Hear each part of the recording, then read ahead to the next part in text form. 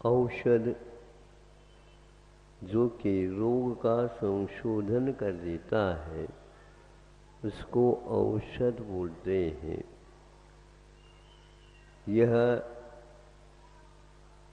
जो रोगी होता है उसके रोग की पहचान स्वयं को नहीं अनुभव अवश्य है, किंतु उसके रोग तक पहुंचने वाला विकार के विषय में जानकारी लेता है।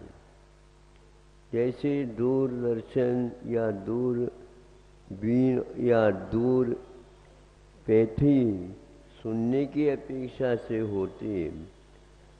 टेलीफोन, टेलीपैथी, टेलीविज़न, टेली का अर्थ दूर होता है और दूर की बात को भी बिल्कुल पास जैसे देखता है।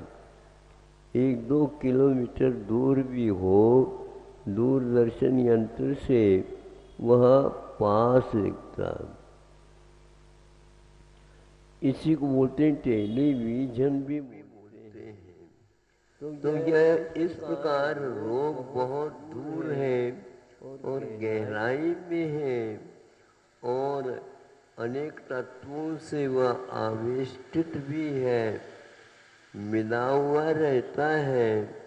तो उसमें पहुंच करके वह कार्य करता है, लेकिन एक स्वार्थ के साथ किया जाता है और एक निस्वार्थ के साथ किया जाता है।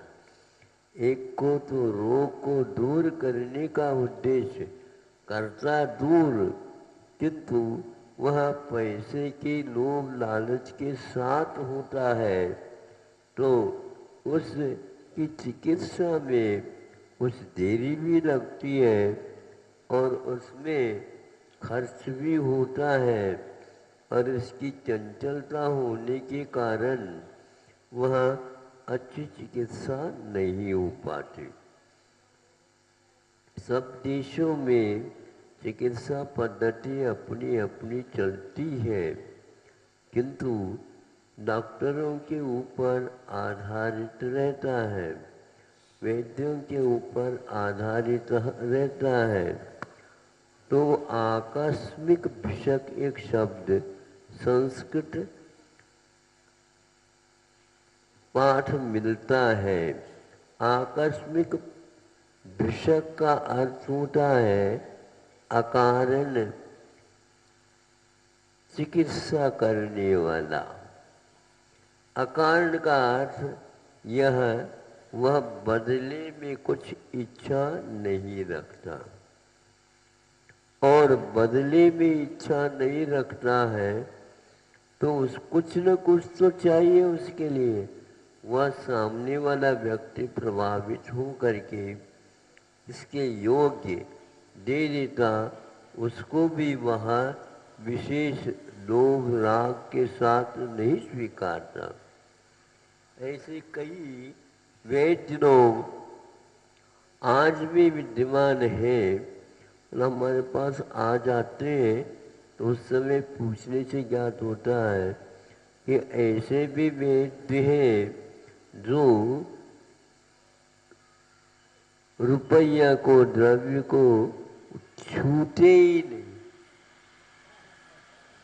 छूते ही नहीं, और घर वाले आकर के उसको ले चले जाते हैं। ये कितना दिया, कितना और देना है आदि वो भी पूछते ही नहीं।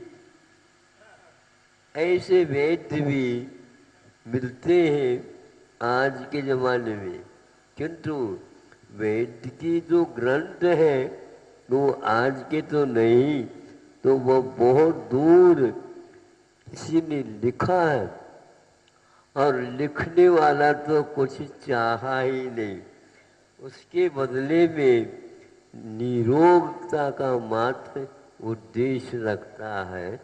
हजारों वर्ष के उपरांत में वो भाव, वो तरंगे, वहाँ भावों के जो एक प्रकार से व्यवहार ऐसा बंधा हुआ रहता है, वह अपना असर करता रहता है। कोई भी चीज तेल वगैरह लगाते उसकी क्षमता के अनुसार उसका असर उस व्यक्ति के ऊपर बना रहता है। और यदि इसमें मान लो थोड़ा सा मिश्रण कर दे तो बहुत जल्दी मिट भी जाता है। तो इस प्रकार भावों के में मिश्रण होते रहते हैं, दवाइयों का मिश्रण होता रहता है, और द्रव्य जो कच्चा माल बोलना चाहिए उसका भी सम्मिश्रण अनुपात बराबर हो ये नहीं कह सकते। पुराने हो जाए दवाइयाँ, उसकी क्षमताएं कम हो जाती है। तो इन सब बातों को देख करके एक ऐसा अपने आप ही हम लोगों को ज्ञात होने लग जाता है कि यह एक बहुत बड़ा सिद्धांत इसके पीछे लागू है। तो ऐसे ही यहाँ एक बार पूछा था कि ये ऐसा कौन सा गुण है जो कि कल गाय के बारे में आपने कहा था वह बछड़े तक था सीमित, किंतु अब मालिक मान लो कोई भी रोग से ग्रसित हो जाता है तो वहाँ गाय को ज्ञात हो जाता है, और गाय को ज्ञात हो जाता है तो वह जंगल में चरने के लिए चला जाता है, उसी चीज का चरवण कर लेता है जिसके दूध के माध्यम से उस रोग की चिकित्सा। सुन रहे हो क्या नहीं आप लोग? हाँ, तो इस प्रकार वैद्य लोग उससे भी आगे वो गाय को मानते हैं। तो उस दूध में वहाँ खाया हुआ चरवण करके औषध आता है और वह दूध बन करके वह काम में आ जाता है। इसी प्रकार और भी उन्होंने बताया कि इस प्रकार ये नैसर्गिक नियम है, लेकिन जो गाय मालिक के प्रति इस प्रकार के भाव करती है उसी के लिए यह कामयाब हो जाता है, उसका असर पड़ जाता है।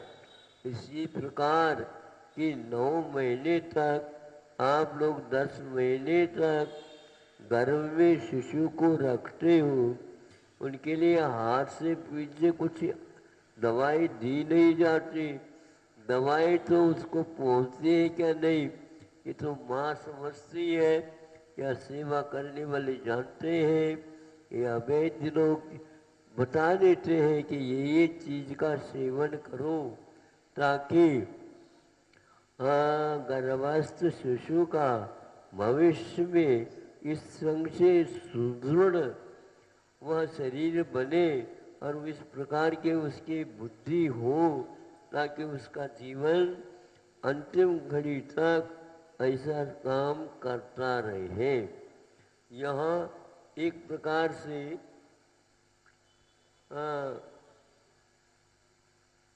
संतान कमीना गया गोमट सार में आता है। संतान क्रम से यानी परंपरा से आया हुआ या खाया हुआ पदार्थ से उसका उस संतान के ऊपर प्रभाव पड़ता है और उसी प्रकार की संरचना हो जाती है उसके रक्त में और उसमें अन्य अवयवों में भी उसका संचार उस प्रकार से होता है। सबसे ज़्यादा जल्दी उसका विकास हो जाता है।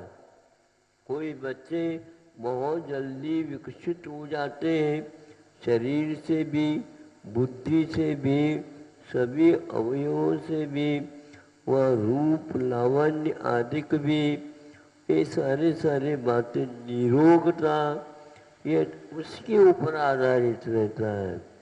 इसलिए आप लोग अपने भावों को जब इस प्रकार गर्भस्थ शिशु रहता है तब आप भाव रखेंगे, यात्रा आदि करा देते हैं और दान आदि दिलवा देते हैं आदि आदि।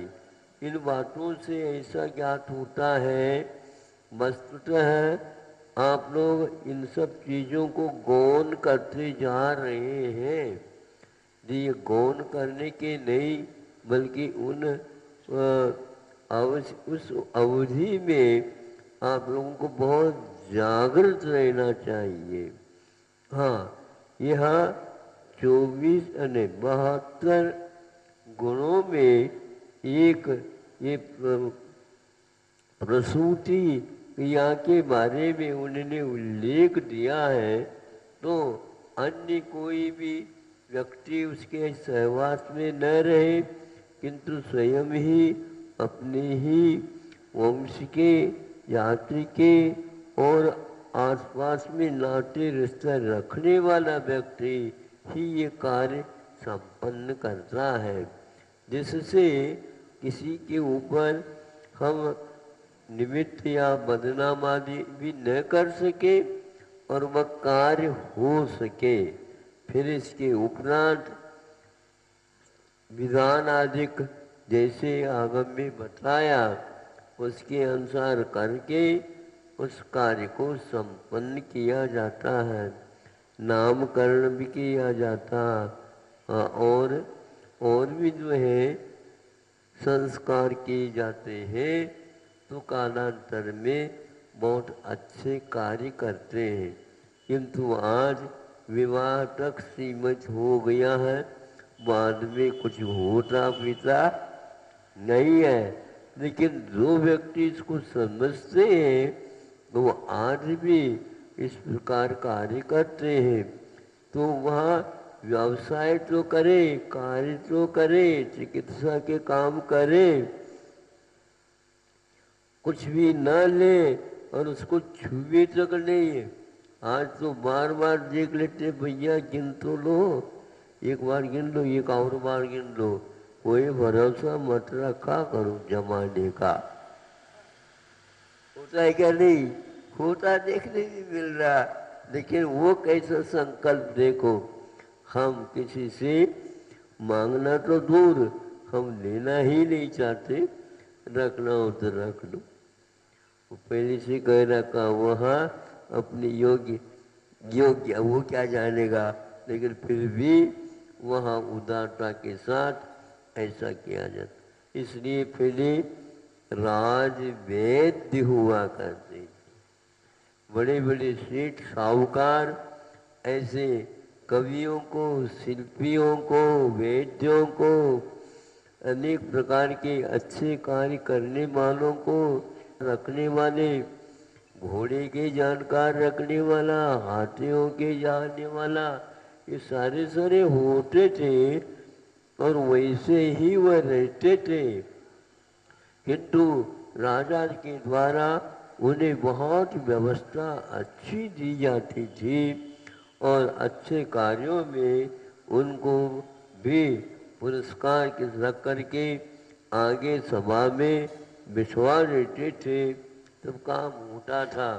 आज इस प्रकार का कार्य नहीं के बराबर है, नहीं है ऐसा तो नहीं कह सकता, लेकिन फिर भी मात्रा तो बहुत घटती हुई हो गई है। पहले के सोने में और आज के सोने में भी सुनते हैं अंतर आता जा रहा है। कैरेट के हिसाब से बोलते नहीं, क्या बोलते? हाँ, 24 है, 25 है, 26 है, 24, 22, 23, कोई इस प्रकार के बनता जा रहा है। इसका अर्थ उसका स्तर भी गिरता जा रहा। आगमों में पहले ही कहा है ये बहुमूल्य वस्तुओं की परख आज कम होती चली जा रही है, इसलिए उसका जो लाभ मिलना चाहिए वो नहीं मिल पाता है। इसलिए वह विद्या, वह जानकारी, वह कलाएं, वो सारी सारी जो स्थिति थी वो सब समाप्त होती जा रहे हैं। आप प्राचीन इतिहास, प्राचीन ग्रंथों को पढ़ेंगे, अवश्य ही ज्ञात होगा, क्योंकि पूर्वजों ने बनती कोशिश अपने जीवन के लिए इस प्रकार का संकलन करके रख करके चले जाते हैं। वैद्य लोग भी अपने अनुभव से और दवाइयों का निर्माण करके और दवाइयों के मिश्रण से एक दवाइयों की शक्ति और बढ़ती चली जाती है, ऐसा कार्य करते थे। आज भी यदि जानकार मिलता है तो उसको सुरक्षित रखना चाहिए। इस प्रकार उस गाय के द्वारा मालिक की चिकित्सा भी हो सकती है, घर में भी एक प्रकार से वहाँ अपना प्रभाव डाल सकती है, डालती है।